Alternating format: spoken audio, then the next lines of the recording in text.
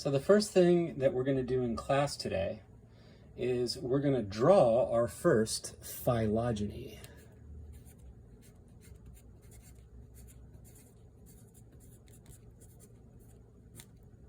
What we're doing is we're copying the figure on page 507 in the Campbell textbook on the top right, figure 25.18.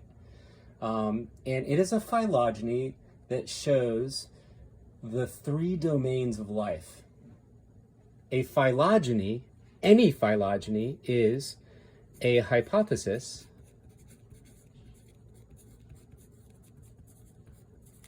about the evolutionary relationship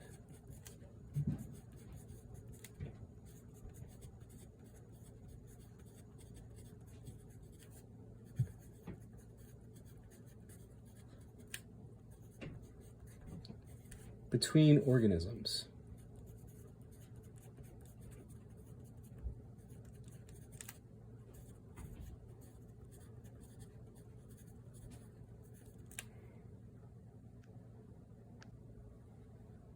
The phylogeny on page 507 shows us the relationship evolutionarily between the three largest groups of living things.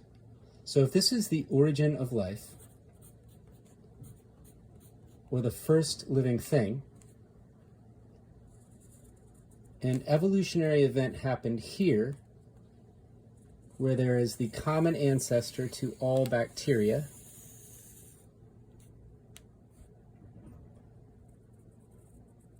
and another evolutionary event happened here which caused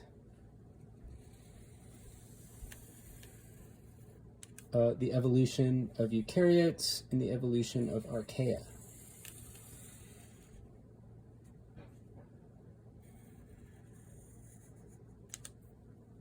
So I've asked you to draw an example of a eukaryotic cell here and an example of an archaea here or a bacteria here.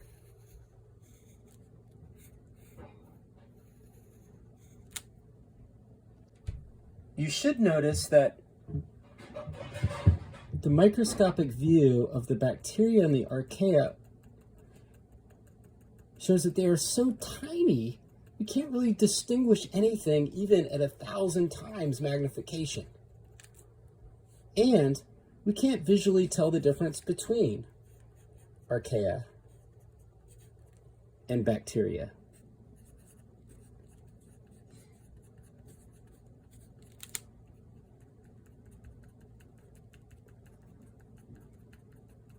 The kind of cell in the groups archaea and bacteria, the domains archaea and bacteria, are called prokaryotic.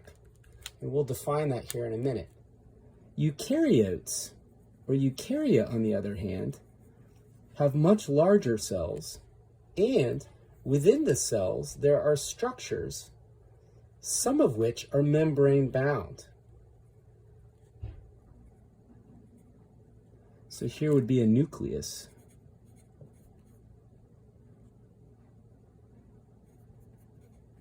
Right? And here maybe we've got even some like mitochondria.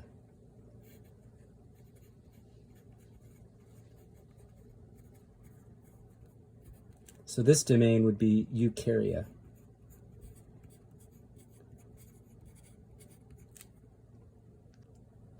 One of the things that is extremely important to understand is this point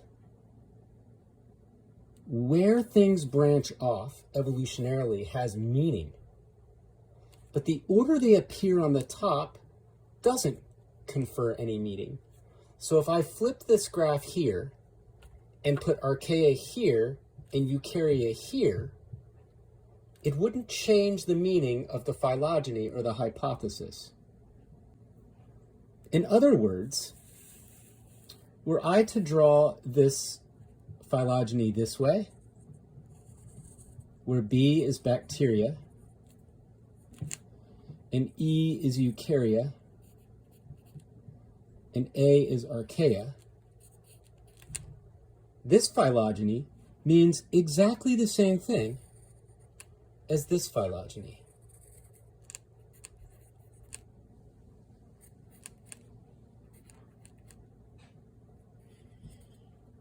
And these mean the exact same thing as this phylogeny.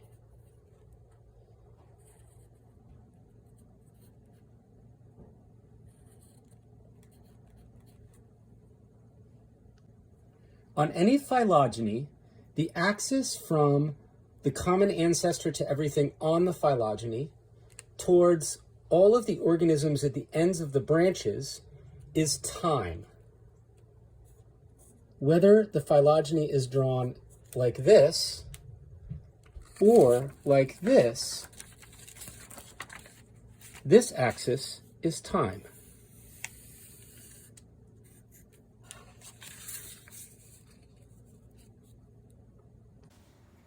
If we put cells from a eukarya under a microscope and magnify them by 40 or 100 times, we can clearly see membrane-bound structures within them.